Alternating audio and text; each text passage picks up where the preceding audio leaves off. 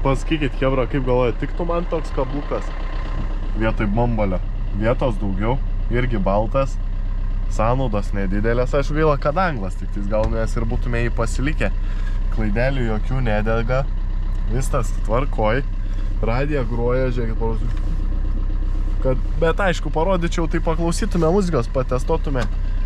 Avarinis, viskas veikia, viskas tvarkoj. Pečiukas veikia. Gaila, kondiškės neturim, nu tai tas va jau minusas. Ir aišku, stogas neatsidaro. Tai nežinau, ar geriau už kabriką mano.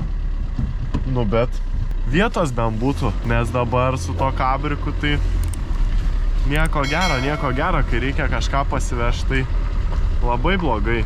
Bet, nu, vis tiek nereikia gal būti išpizdėjusiam.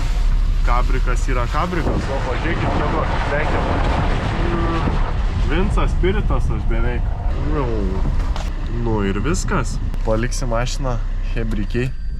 Jie ją išardys. Detalę sufotkinsim į RRR ir... Всё. Varysim kitą.